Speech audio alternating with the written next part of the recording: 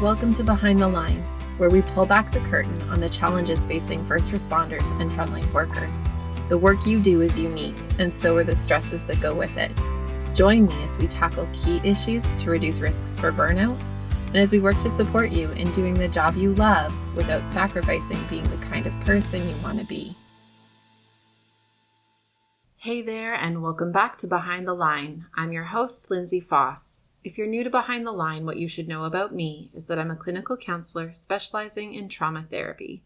And after over a decade working with first responders and frontline workers around issues like burnout, compassion fatigue, PTSD, and related OSIs, I have become a passionate wellness advocate and educator for those who sacrifice so much for our communities out on the front lines. Behind the Line is a place for us to talk about the real life behind the scenes challenges facing you on the front lines. I created this podcast with the hope of bringing easy access to skills for wellness, allowing you to find greater sustainability both on the job and off. Today, we are continuing into a new series called Family of Frontline Heroes, where I get the chance to speak with spouses and adult children of frontline helpers who will be sharing about their experiences, the challenges that they've faced, the joys associated with supporting someone on the front lines, and the needs they see for both frontline helpers and the families that love them.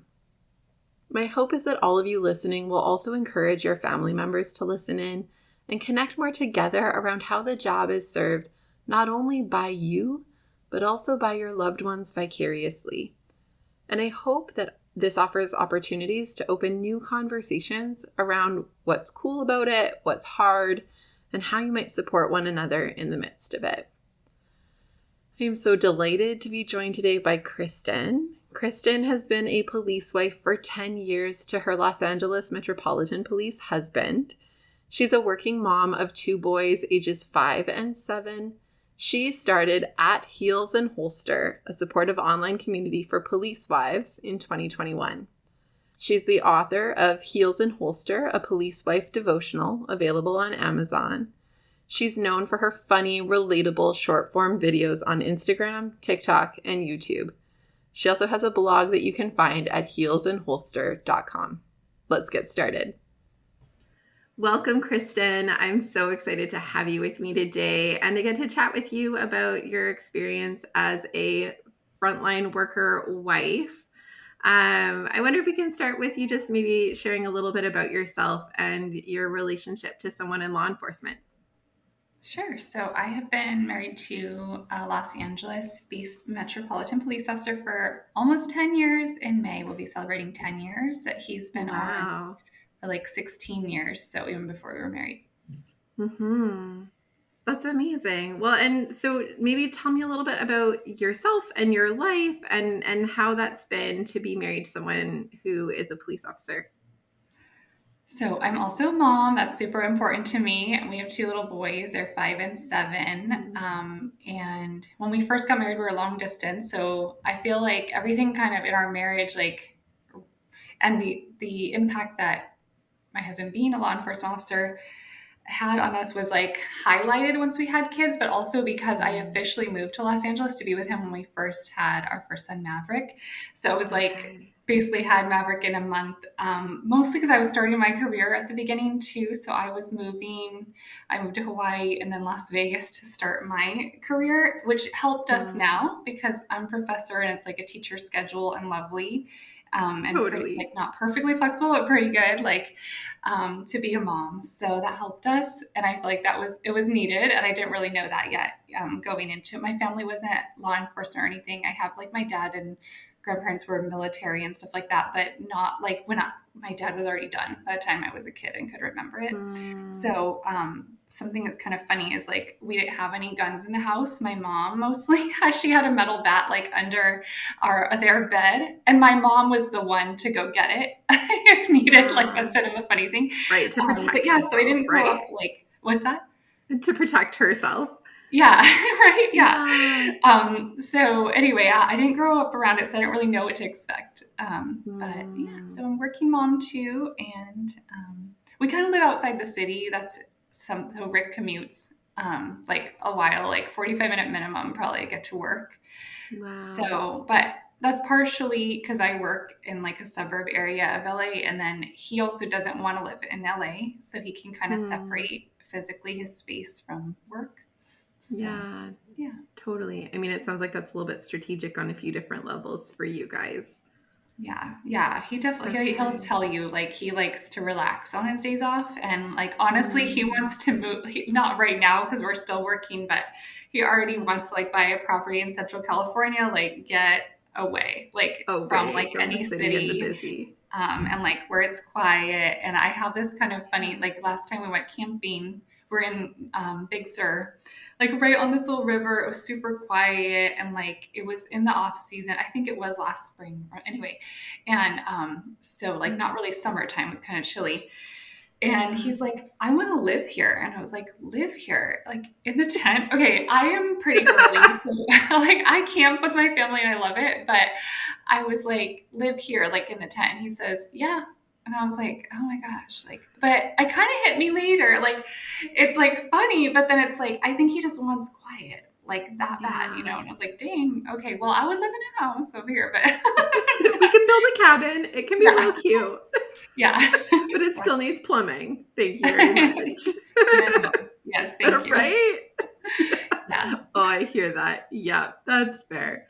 I'm super curious, like as someone who didn't grow up with first responders directly in your sphere and not having strong expectations about what that was going to be like, when you knew that you were moving and you're starting this life and a family with this person, what did you imagine what that was going to be like for you? Like, what did you assume about it? Yeah, that is a good question. I don't know. I knew the schedule was crazy, like, and there were trickles in of like throughout our relationship. Um, like I hadn't dated him 10 years so before, and so he wasn't a cop before, but his dad had been. So I Okay. actually reflected, and like I wrote a devotional book for police wives, and like I write it chronologically from like even the first time remembering him talking about his dad, because his dad was injured on duty. And I remember Mm. like his dad had lost hearing, I think, in his left ear. He was shot in the head at a domestic violence Wow. situation, like when Rick was like 6. So it was a long time ago, but like it affected him and his family like Hmm. the rest of their lives. But so I like remembered back to that moment, and then well, mostly like when we were like engaged, and even anyway, we did it on and off. So the last kind of time was a couple years before we like got married that we are back together. That's when like I would hear stories of things that happened Mm. at work. He was working like South Central, a gang unit. So it was like, and I would ask him at work. I was in Hawaii for a while. So we'd like long distance, and he'd call me after work. That's how we would communicate, even though it was the middle of the night in Hawaii. I was like, whatever, at Mm. least we could talk every day. And I'd be like, how's work? Yeah. And Rick isn't a talker. So he'd be like, it's good. It's okay, whatever. And he's like, I don't like, and he told me one time, I don't like to talk about work. People keep shooting each other. Like, it's not fun to talk about. Mm. And yeah, what do you say to that? So there was like those Yeah. trickles in of like, I knew the schedule was crazy. I knew he worked a lot. But I don't think you can really anticipate what that means for you until you're in it, like, cause Yeah. then we have Maverick. I'm like this new mom. I don't know anyone in LA. And it was like, and he's not there like a lot, So, Yeah. yeah, I think like the harshness of it settles in that, like when you're in it, Yeah. yeah. Hmm. So, how do you feel like his profession has shaped you and your family since being in that and having that exposure and experience together? I think it becomes part of who you are. Like, I feel like because I have an Instagram page that's all about like being a police wife, but obviously it's not everything of who I am, but it Yeah. has shaped us a lot, especially in the last couple of years with like the heightened BLM movement. Yeah. And there's been like, because we live in a really liberal place, so there's a lot of that. Um, it it kind of makes you find, like, I call it places and spaces that are safe and like supportive of Mhm. you. They don't have to be fellow like police families, but people who kind of just get you anyway, who have empathy and like Yeah. support you. um, I wrote down like I was going to share that just. there was a music class that we took Leonidas, my second child, to, just a little toddler class, and Rick had come Mm-hmm. probably like he was off that day, but he carries his gun on him. I know that's different in Canada, but here it's Mm-hmm. legal for them to do it. And they are told, like, hey, even though you're not on duty, you're always on duty. So Yeah. Rick's like, if I'm on duty and other people have guns here, like, I gotta have mine. And his dad carried too, so it's kind of Mm-hmm. generational that he, like, still does that. But it's always on him. There's like a part of him, I don't really Yeah. notice it anymore. It's Yeah. like on his belt holster. And Mm-hmm. anyway, we wanted to sign up for this music class. We were just doing like a trial class for Leonidas, and um, I had contacted them after, like, hey, can I want to sign up permanently, and never like heard back. And a couple weeks later, I get this call that's all awkward from the person from like a Parks and Rec office here locally, and she's like, I'm sorry, but was that your husband that was there with you? And I was like, yeah. And she said someone saw a gun on him. And I was like, oh, Mm-hmm. like he's a cop. It's legal, and he could show you his badge. Like it's fine.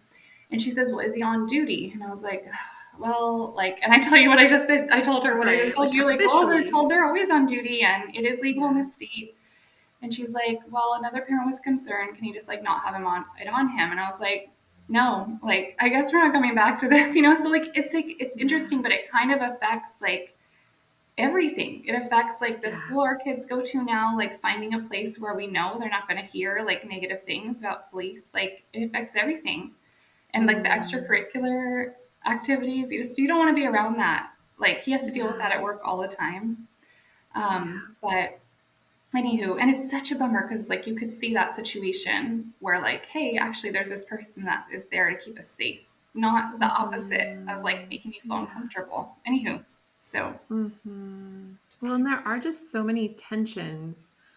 And I think, especially right now, like we've been through this period of time where there's different, like, experiences and exposures and awarenesses and voices um and there are beautiful things about that and there are hard things about that, and it is this tension holding place. And I think we talk a lot about what it's like from the perspective of being the person with the badge, that it feels like to hold those tensions. I don't know that we talk a lot about what it's like to be the people behind the scenes loving that person who is in those situations, and the vicarious impact that has for things like a music class. Like, who would have known that that would have vicarious impact for something as like normal as a toddler music class, mhm. right? And so just like, yeah, walking in this world it's a hard thing, and it is harder now, I think, than it's been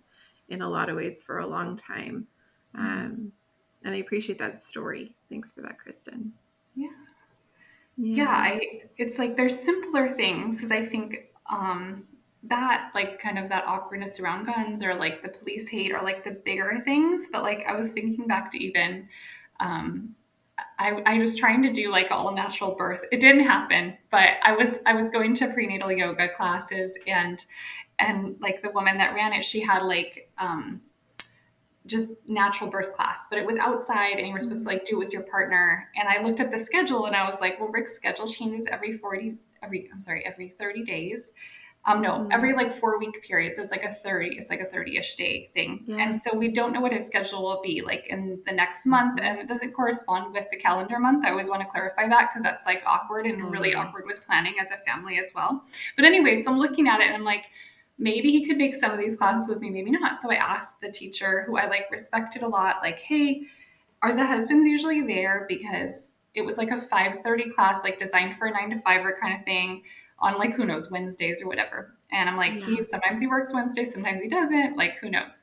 And she's like, yeah, they usually are there. It's really important. And I was like, oh, Mm. because like I would totally attend it on my own and like tell him Yeah. what happened, or we could practice on our own time or whatever. But I was like, oh, okay. So like the schedule alone, Mm. beyond like anything else, right? Like of just shift work, which I'm sure comes with any like frontline work. That alone is like kind of hard to work around. And Well, then, yeah. I mean, it's funny because we talk about the shift work piece a lot on this show, but often from the lens of being the frontline worker, right? And it's interesting because a lot of people will complain about things like it's really hard to have a hobby. It's really hard to right? Like join a drop-in basketball team or like do whatever, right? Sign up for a class or the different things we might like to do with our off time because I can't commit to every Wednesday from 6 till 8. I can be there for half of them maybe, but probably not most. And I don't think I ever thought about it from the perspective of being someone in the immediate family of a frontline worker, that you would equally be held to those same kind of challenges that well, you might not be the one working those hours without having that other person who can like come home and watch kids, or if it's an activity that we intend to do together, that equally limits you and restricts you from being able to access things that other people, normal people, have the ability to access. Mm-hmm. Yeah. Yeah, I think it was funny. Just yesterday, we had a neighbor over, and she's an EMT wife, and she's a Mm-hmm. teacher. And like, I think then whoever the spouse is, I always wonder about, because I know there's people that are two Yeah. frontline workers, like two police officers or whatever, married to each other. I'm like, then who does the other stuff? Because that I would do, like they How does must this have to work? have. They have to have family, or they have to have a nanny that they're paying Yeah. like a lot to do these like weird Yeah. shifts. But yeah, because I'm like, I learned, it took me time, and I got frustrated over and resentful over at the Mm. beginning. Yeah. Like I had to learn I can't count on him, not because it's Mm-hmm. like his fault personally, but like because of his job. He cannot be there for me. He's not dependable. Sounds so bad, but it's like, because even if he's scheduled to work like a certain shift, or like right now he's on day shift, it's a beautiful thing. I thought I would love it, but guess what? Like I used to kind of get like a break. Oh, like he could pick them up on Monday after Yeah. school because he's off. Nope. Like he's working anyway, Monday through Friday. Sometimes he has one of those days off. I don't know which day regularly, but yeah. Totally. So I kind of learned like, okay, I'm the one that always has to drop off the kids and pick up the kids. And if he happens to be off, that's great. And then I celebrate it rather than like Mm-hmm. getting frustrated that like, hey, you're supposed to be off Tuesday and now you're not anymore. And now I'm stressed because now it's on Yeah. me. So like, I Totally. think some other wife who's like veteran wife, I feel like she's been married and retired now, like married 30 plus years. She told me, she's like, we do Mm. take on more than other wives. And like, and that's okay. So then we have to, just like I did, like, okay, I found that I needed daycare like 3 days a week to be able to do my life because Rick wasn't able to kind Yes. of help regularly Yeah. with the kids, for example. Like we have to accommodate that then, like whatever that is, if you have to Yeah. get after school care, like whatever that is. But it's a bummer because sometimes you might not need it. Sometimes you're paying for Mm-hmm. it and then you don't need it because they end up with the day off and they want to be with the kids or whatever. But you have to like Totally. set your life up to know that they can't be there, which is sad, but it's the truth. And then you Mm. get, like I said, like happy instead of frustrated. Like, okay, they are off, they can help, and this is nice. It sounds like it requires a lot of like adaptability, that like to be someone who has the characteristic of being someone who's quite flexible and adaptable would be a really great advantage as the spouse and partner to someone who's in this kind of work, because it sounds like it calls for like very frequent adapting. I know. I'm thinking like I don't know that I would ever identify as that person. So that's why like for me, I have to plan ahead Yes. that like, okay, because at least we do know his schedule like every the 4 week period or whatever. So then Sure. like he usually emails it to me, and I tell other wives to do this too, like get the schedule. He doesn't keep a calendar. He like lives day to day. So I keep two. Yeah. I have a family calendar like at home that's like at my kids' level, and they can see like when he's working and Yeah. whatever. And then I have my Google Calendar where that's like my work and personal and the kids' extracurricular, Mm-hmm. like everything. Yeah. And it's like nice for me to look at it, anticipate, okay, like he's gonna be working these 3 weekends in a row and it's just me and the kids. Like, what are we doing? Because I'm gonna keep us busy. So we're like entertained and Yeah. happy and like I'm not lonely and all that stuff. But I think Mm. so. It's funny because I would say I'm like this adaptable, but like as long as I can plan ahead, I feel better. Yeah. So, Fair enough. Fair enough. I feel like you've laid out some really fantastic challenges that you experience as someone who's partnering a frontline worker. I'm curious if there's any others that you'd like to add that we missed.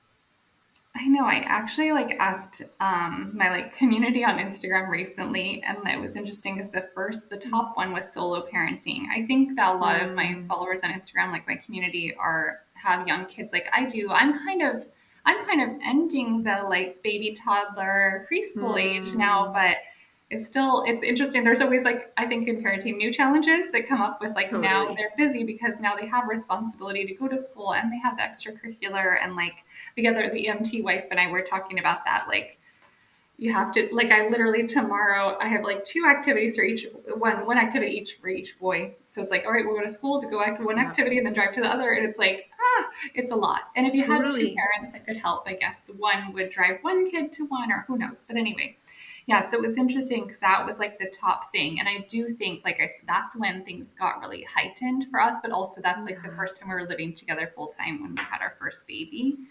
And I think those come together for me personally. So the top one was solo parenting, like being that kind of alone with your kids a lot. And at odd Yeah. times, right? Like you're alone with your kids on the weekends and evenings when most other people are with their family. So Yeah. then, like, I was lucky because I had a girlfriend who I met in a mom group, like when I first had Maverick, that like she would get together with me on the weekends. She was a working mom too, so that was like her time to go out and like Sure. hang out. So we would have like play dates and plan ahead. I'd be like, Rick's working a lot of weekends, like let's get together and have a play date. And I feel like that helped my loneliness too. That like is the other Yeah. common thing. And then the other one, like anxiety, which actually I was listening to one of your like other podcast episodes about. I don't know. It was about parenting, but you guys brought up like from the perspective of the first responder, not really from mine, but I feel like mine's like secondary stuff that I get from him. But I do think we have more anxiety around our law enforcement officers being at work and what they're going Yeah. through and if they're safe and they're going to come home and all that. But I also think I hear it's just little stories, little things that Rick will say that now I'm freaked out. You know, like we had a neighbor boy who was the cutest little guy, and he was like 3, and his family would let him play outside in our alleyway all alone. And Yeah. I told Rick, like, I'm afraid he's gonna get hit by a car or something because he's little and like people do go fast and stuff. And he's like, no, I'm afraid he's gonna get picked up. And I was like, oh shoot. Right. But now I have Right, to like that's the more reasonable worry. Oh. Yeah. Yeah, but now this is stuck in my head. So I'm like constant Yeah. when I'm with the kids. Even now, 5 and 7, like a lot of people will drop their kids off for like after school activity, like Maverick, who's 7. I won't. I'm there. I'm watching him. I make sure like wherever we are at the park, I can see them. And I always tell Maverick, I need to see you and you see me. You can go far as long as I can see where you are, you know, like at the park. But I think like we get the secondary stuff that now Yeah. we're more like, I call it paranoid. Rick doesn't love that term, my husband, but like more, he just says realistic. It's like we're just realistic and aware of what's That like is really such a happening. real answer. Yes, I love it. Yeah. Yeah, so I think that one, and so yeah, anxiety is like a big one. I think a lot of I don't know why it sounds bad. I don't sit and worry at night like that Rick isn't coming home as much as other wives say they do, but I think more of like that worrying about my kids and that kind of stuff is like the anxiety that comes up for me. Yeah, no, that's fair. Well, and it is. It's like a different window into the world, right? And it is, I think it shapes a lot of first responders that because of what they see, they experience their home lives really differently. So they'll be like differently vigilant around their kids. They'll be differently conscientious of fears that a typical parent probably wouldn't be so conscientious of.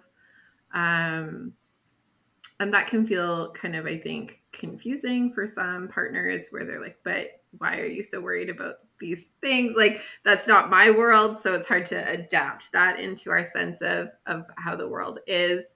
I think there are some partners I talk to who really don't want to adapt that perspective of the world into their perspective of the world. And so they find ways to just kind of like resist that. And then I think there are others for whom it does create new levels of anxiety because you can't like unring that bell. So once it's been said, it's really hard to go back and not know that that's a fear I should maybe have more of. Behind the Line is sponsored by Beating the Breaking Point. Beating the Breaking Point is a 7-part online training program designed specifically for first responders and frontline workers, and tailored to fill the gaps in your training to support resilience and sustainability. Whether you're new to the work and wanting to cultivate tools to prevent burnout, compassion fatigue, and related concerns, or you are deep into your years on the job and have gone a few rounds with burnout and other mental health challenges, This program offers the foundational pieces you need to support personal and professional wellness for the long haul. You are a helper. You love your work and you sacrifice a lot. Investing in you and your sustainability is the best gift you can give yourself and those who lean on you. We make this program as risk-free as possible by offering a limited money-back guarantee to ensure that it's a fit for you. If you enjoy Behind the Line, you are going to love this program.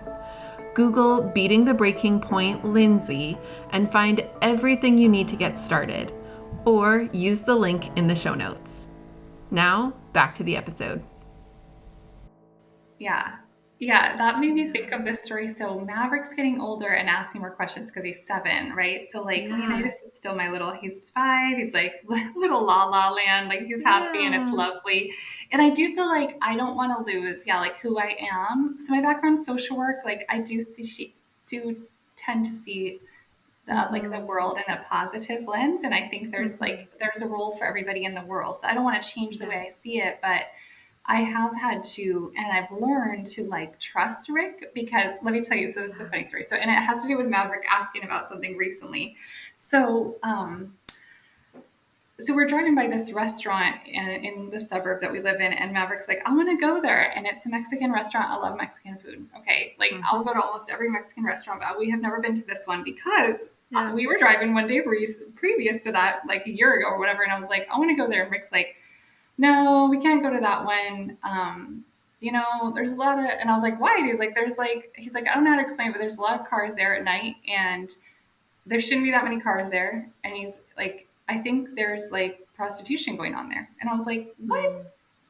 Okay. So I like have learned now because I've married him 10 years, like smile and nod, don't fight it. There's a million other Mexican restaurants out there. Like it's fine.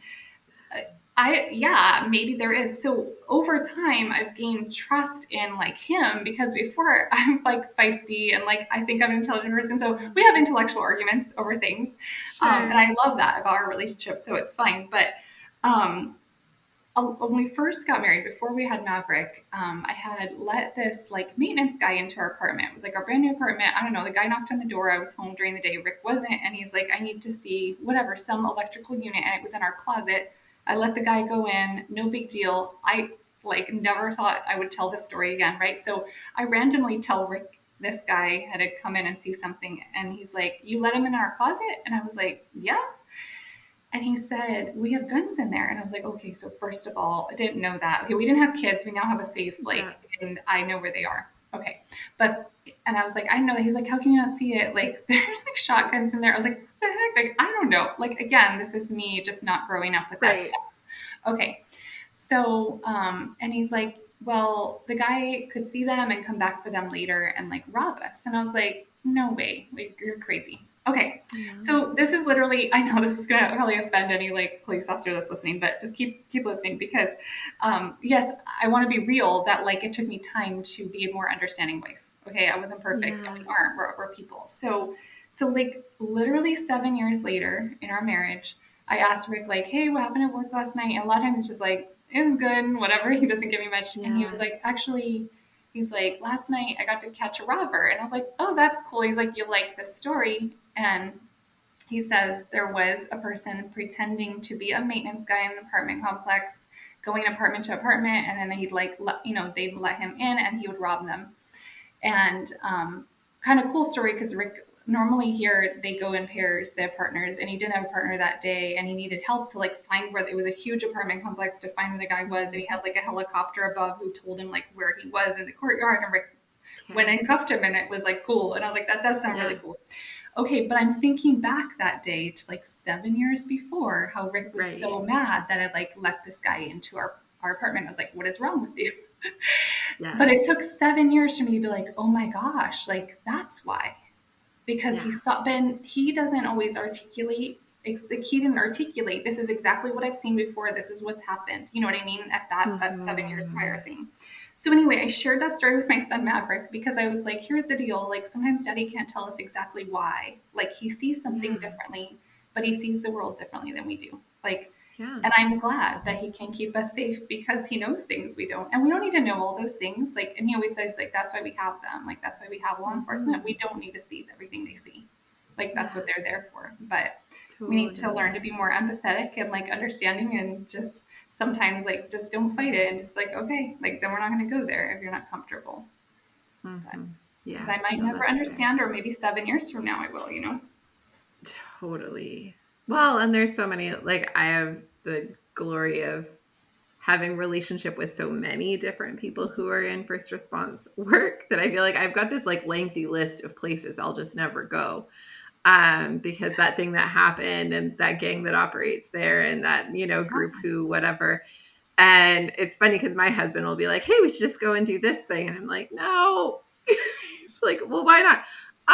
Reasons. I don't even have firsthand exposure to it, but I know well enough to not. We're not going there. We're not doing that thing. And I'm not going to tell you all the details why, because you don't need to know, but It's so we're not true. doing that. Yeah, Yeah. and that's even Yeah. harder because you're not allowed to tell those stories probably that if there's somebody Mm-mm. else's. And so it's like Rick does prefer not to talk that much about work, but Yeah. I like hearing them once in a while because they do help me, you know. So if you can't even share them, like that's super hard.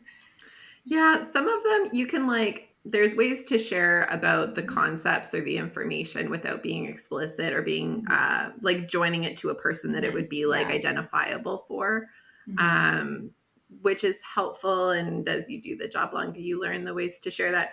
But I've also learned that my husband's really sensitive to some of that information, so that like I Mm-hmm. remember when I was first working, I was working in domestic violence work, and we had a woman who showed up really late in the day. And so I was going to be sticking around to help.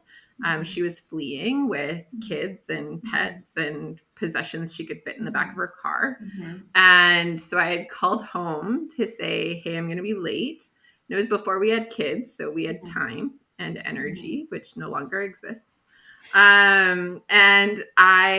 And he had asked a couple questions, and I just gave kind of that basic answer. I said, we've had someone come in, they're Mm-hmm. in crisis. We need to find a location that's safe for Mm-hmm. them to go for the night tonight. And I'm gonna have to stay late to help figure this out.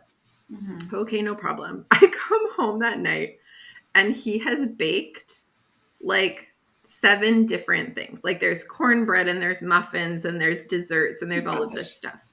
And I was like, what on earth have you done? Why? What's happening? He's like, well, you mentioned that this person had kids and didn't have anywhere to go, and I assume doesn't have like access to food. And so I thought I would bake some things. Can you take it to work tomorrow and give it to her? Oh. And I never had the heart, and thank goodness he actually doesn't listen to the podcast. I never had the heart ever to tell him that I would never see her again. Oh. Because we located her to a shelter, and it was not where our shelter was, Yeah. and I would not be seeing her. Oh. Our staff ate that baking for like months afterwards. We would like freeze it and pull it out for Yeah. meetings because I Oh. didn't have the heart to like, sorry, honey, but no. Um, and I learned very quickly that he actually just can't tolerate that other people are in distress and suffering. Mm-hmm. And so I really contain the kinds of stories that Yeah. I bring home because he really can't cope with it. Yeah. And there's a version of that, like the kind of blissful ignorance of that I love for him. Mm-hmm. There's some hilarity in some of the moments where he thinks that I'm probably a little bit of a bad person for how I make judgments about life Mm-hmm. because I have a very different perspective than Mm-hmm. he has.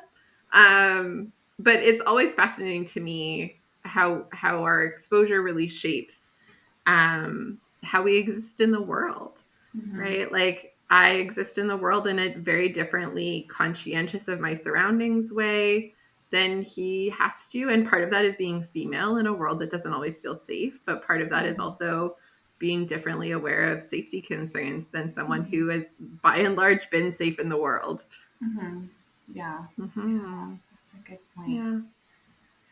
I'm curious for you, having named some of the challenges, what are some of the experiences that you've really valued or treasured as someone who is attached to somebody working on the front lines?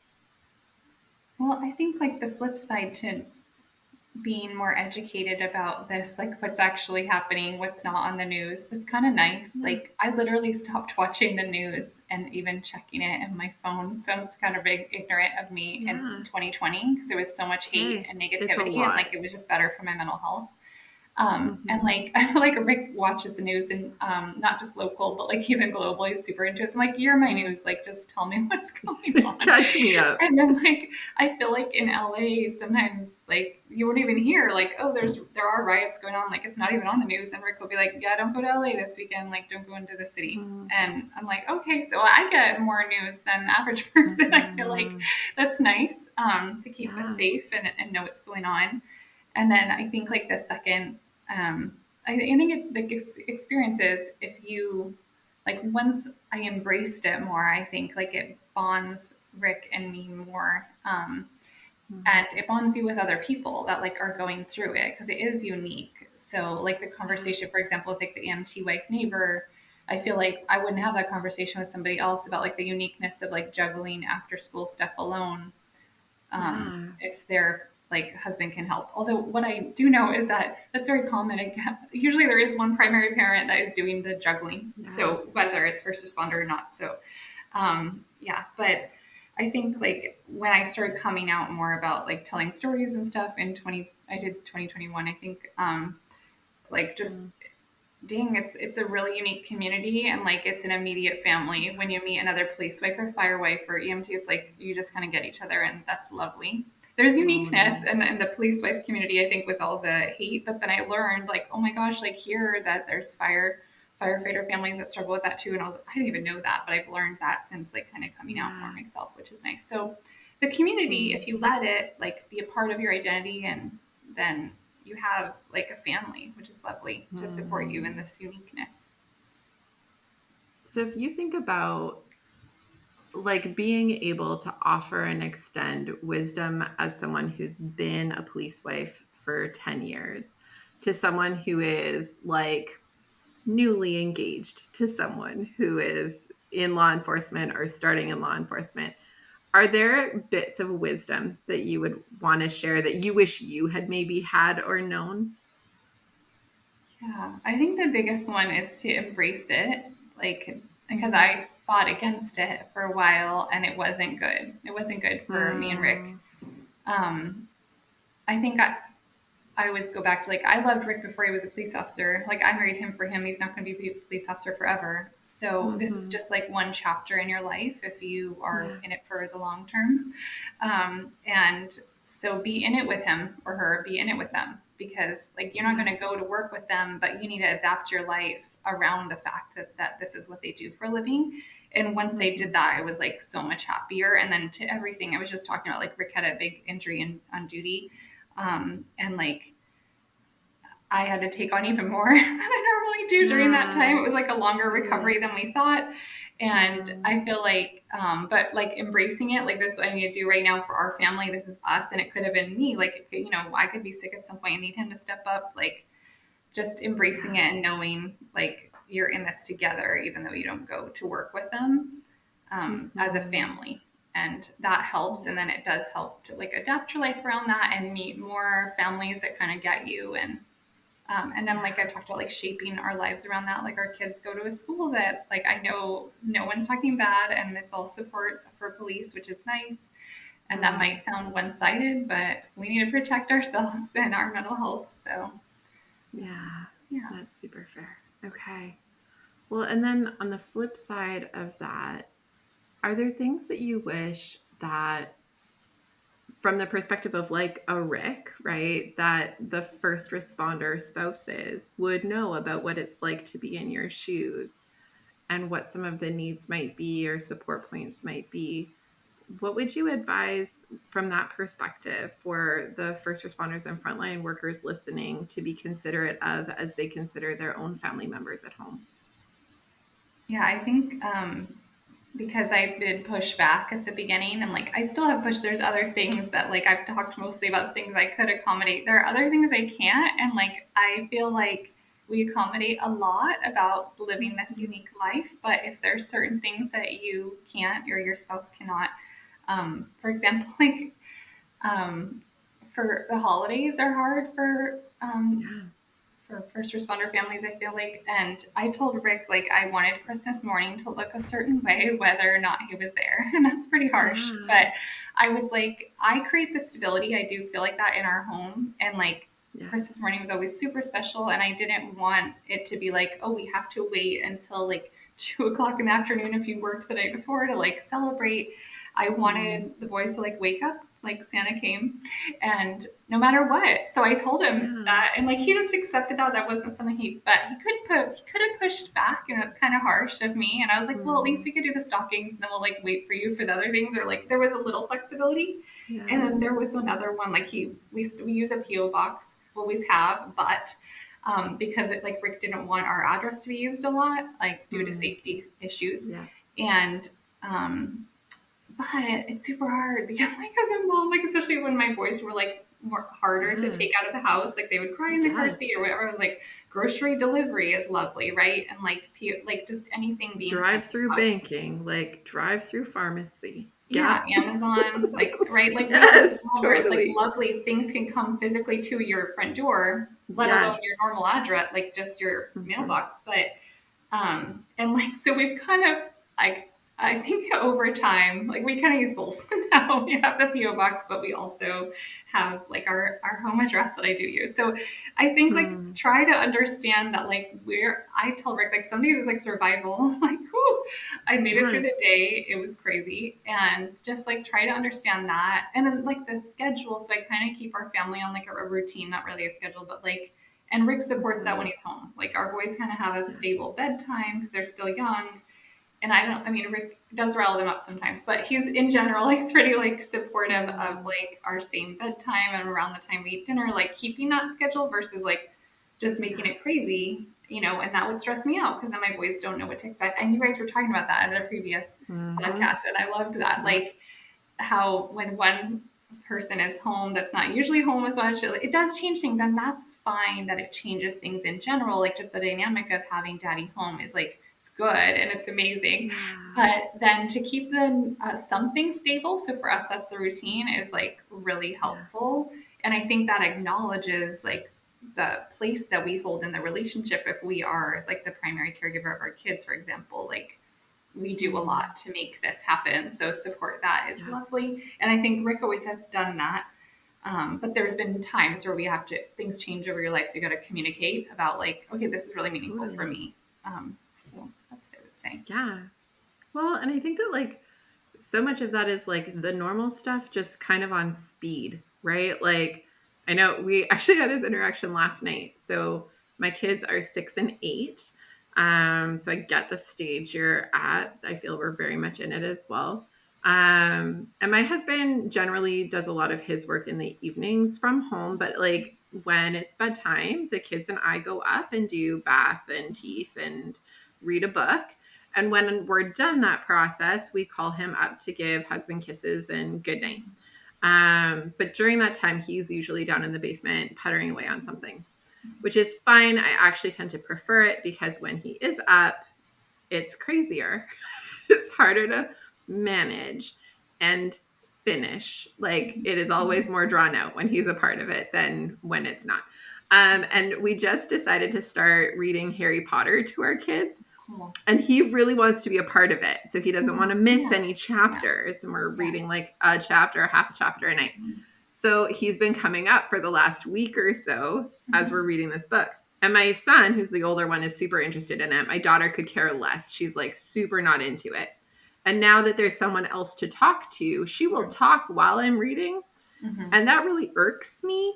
And he won't stop her. And so we had to have a conversation last night where I was like, you need to support that it's quiet time. Like, you need to not be riling it up. You need to not be balancing her on your legs while you're laying down and playing airplane Yeah. with her gigantic growing body.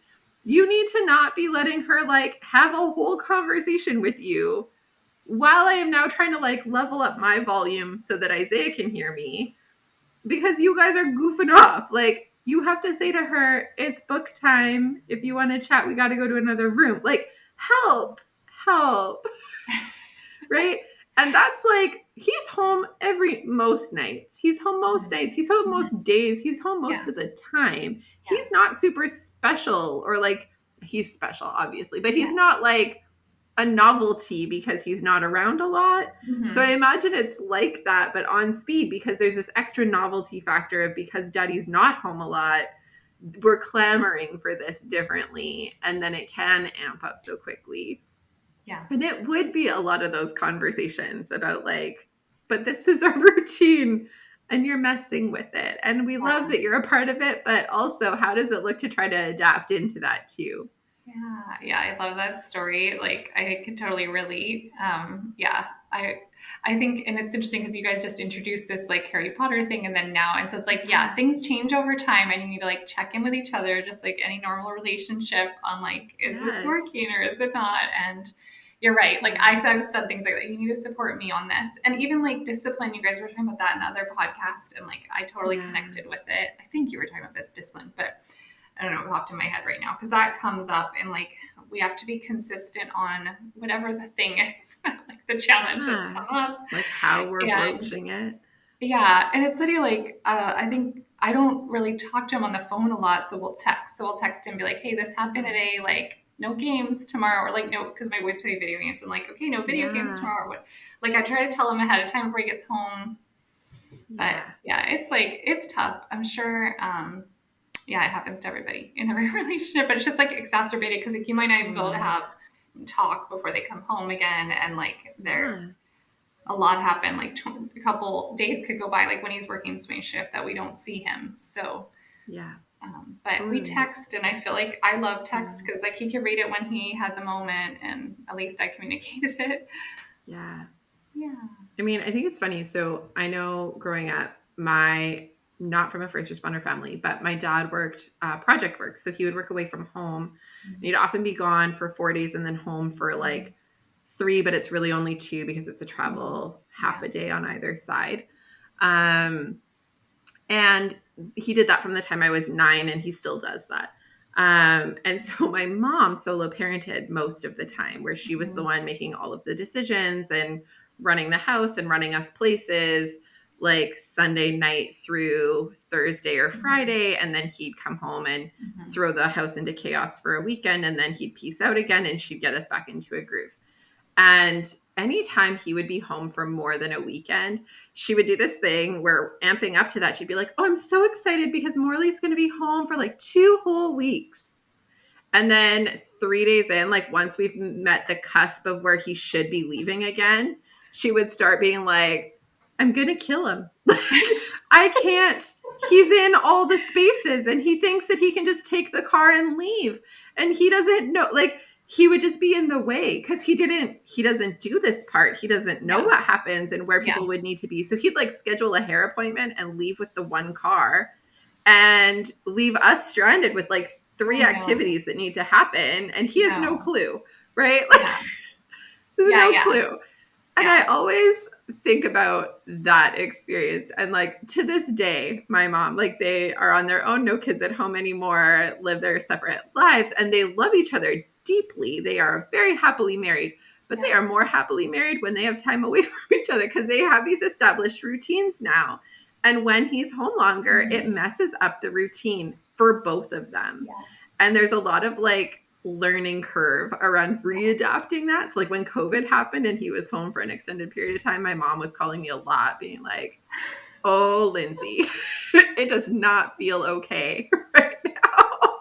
And it's fair, like that, you would have to learn to adapt your own way of being. And then to have that rotate as often as it does for you guys, that would be its own Mhm. version of uniquely hard. Like we always knew we could look to like Thursday and Sunday are our transition days, to know that that rotates and changes and it's days and Yeah. it's nights and that's a Yeah. lot. It's Yeah. a lot. Yeah. Mm-hmm. I agree. Like when Rick went to day shift, because we were like together 8 years without ever having day shift. So I was like, what the heck is this? Yeah. Like, and I actually always wanted it. And then we got it, and I was like, this isn't good. Like, This this isn't isn't what I better. thought. But also the weekends off thing, it's like he's been doing it over a year and a half now, day shift. And I am like Yeah. not used to the fact that in day shift, along with mostly weekdays on, Yeah. I'm not used to him still being home on the weekends. So I just plan stuff and like forget to tell him. And like, Totally. oh, like, so I have to conscious, like, that's my fault, my bad. But, Right. and he's not really as social as me. So I have to be like Yeah. conscious. Like this last weekend, I didn't plan anything. No, like, because mostly it's like my boys went to hang out with their friends and stuff for like birthday parties or whatever. So I was like, nope, we're not doing nothing. And he got a promotion recently. And that was literally like my gift to my mind was like this weekend, I don't plan anything. And we just hang out because he likes to just chill with the family. So yeah, it was kind of funny. I'm like, I'm still not used to it.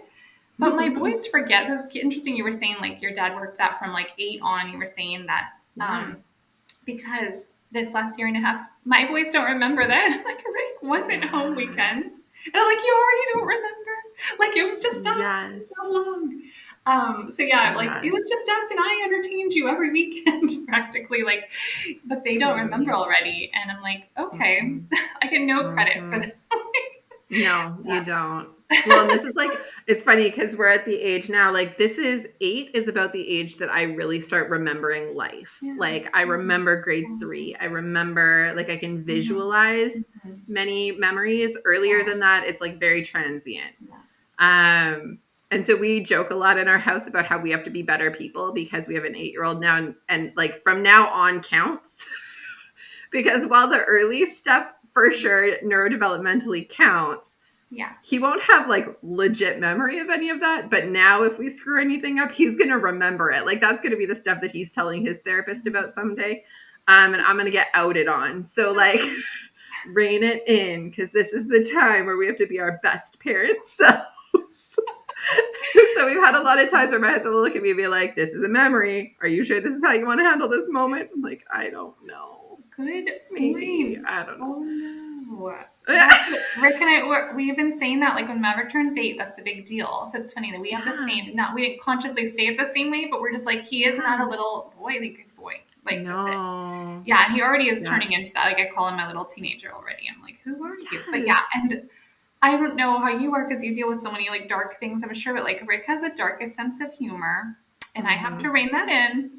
Like, well, you have a dark sense of humor, but there's certain boundaries around it. We don't joke about killing or death. Literally this morning, I did reminded him we don't joke about that one. Like, like that's not funny. but it's hard. That's I'm sure you see it can be a part of resiliency, right? For them, it's a huge coping strategy. But you got to do it around adults that get it and know when it's appropriate.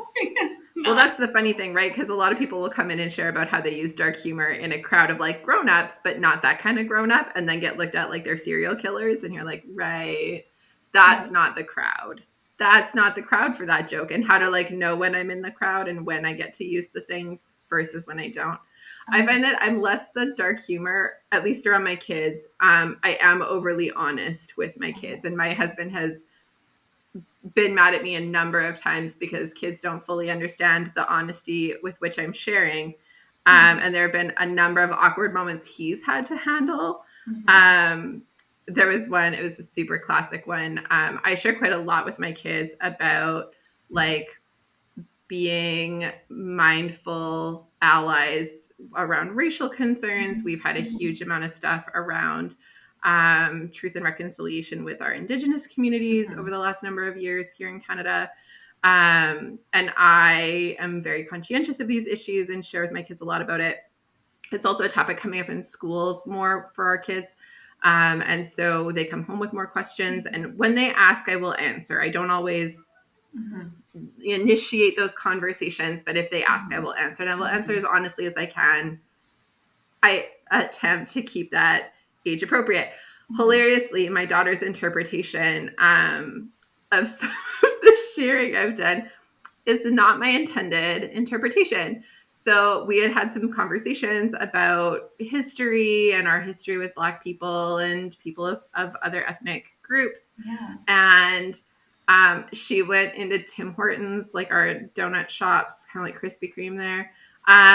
She went into Tim Hortons with my husband, and there was entirely the lineup ahead of them were every other ethnic group except for white. And she loudly says, "Daddy, are those the people that hate us?" No. And my husband's like, "What?" And she's like, "Mommy said that people with dark skin hate us." And I was like, Mommy did not say that. Mommy never said that. Mommy said that we have hard history where we did not treat people very nicely, and there are some hard feelings, and we have to do better. That's what Mommy said. So I get this very angry text message from my husband that's like, "You have to stop talking with our kids about race." It's like, oh no, what happened? They handled it very well, and we've had many conversations since then, and I think we're doing better with that. But it was very interesting to 4-year-olds' interpretations of what was said in a conversation to my 6-year-old at the time that she just overheard. Super fascinating. And I'm really glad I didn't have to be there for that moment. Oh my gosh, that's me texting my husband once again. No. Right. Yeah. Well, there was a little boy who had joked with Leonidas in his kindergarten class, I guess, about this other little boy told Leonidas, "Hey, I killed my brother." And so after, and he didn't. Okay, let me clarify. He didn't. He was just doing or whatever, right? Okay. So after school, I'm picking up Leonidas, and his teacher's telling me "Hey, so-and-so said this to him." And I was like, "Oh, okay, that's okay." And then she's like, "No, it's not okay." And I was like, "Oh, yeah, it's not okay." But I knew Leonidas could take it, and he would take it as a joke. Because again, I really try not to joke about that stuff. But I feel because we are sarcastic and we joke a lot, he wouldn't take that seriously, because we had just seen him and his brother the previous day too. But I was like, oh yes, I probably should have responded differently. When the teacher I was like, "That's okay. Yeah, I get it. It's fine." And she's like, "No, it's not okay." And I was like, "Oh shoot, you're right. Put on my normal hat. It's not okay." Right. Hold on. Social acceptance. Hold on. But yeah, anyway, so I totally get you, but thanks for relating. It's a thing. Okay, before we wrap up today, Kristen, I'm curious if you want to share a little bit about your book and your Instagram and tell people where they can find you. So everything is called Heels and Holster. So all one word together, at Heels and Holster. I post on Instagram almost daily. And I post funny reels, kind of like other things we're talking about, making They're fun of super it. cute. I actually really enjoy them. Yeah. Thank you. So that kind of turned into me, because I tell stories like I did in this podcast. I tell stories in the caption. Sometimes that's people's favorite part. Sometimes I feel besides the humor. And so I wrote a book integrating them. It is a Christian book, but if you aren't Christian, you could still read it. And it's just called Heels and Holster, all one word together, together. And then it's a police wife devotional, and it's on Amazon. And I have 42 stories and prayers and Bible verses in there to kind of reflect on what I learned. I call them my come to Jesus growth moments in my marriage and dating years too, because we dated for so long before. So fair. So that's so awesome. much. Well, and I will post links to both of those in our show notes. So if anyone wants to go and hunt you down and find out some more information about those pieces, they can find it there. Thank you so much for having me. It was fun to talk to you. Thanks so much for coming on and making the time, Kristen. It was lovely. We'll talk soon. Okay. Please join me in extending one more big thank you to Kristen for taking time out of her busy day and sharing her journey and experience with us. All of the Heels and Holster resources that she mentioned today will be linked in the show notes, so be sure to go check those out. As we wrap up today, let me remind you that if you value this podcast and want to help us in our mission to support frontline wellness, there are 3 ways you can do just that. Number 1, rate and review Behind the Line on Apple Podcast or wherever you're listening. Number 2, follow me on social media at Lindsay A. Foss and engage with me and this amazing little community that we're building there. Every time that you comment, and share our posts, you help us to spread like wildfire, thanks to the magic of the algorithm. And number 3, share this resource and our other resources with those that you know. If you would like a poster or info cards about the podcast for your workplace, send me an email to support@thrive-life.ca. Know that we can be found online on our website, on most major podcast platforms, as well as on YouTube. We make all of our resources available to you because the work you do matters. But more than that, you matter. And we want to make sure that you have what you need to keep up the good work at work, as well as in your real life outside of the work. So use it and share it. And until next time, stay safe.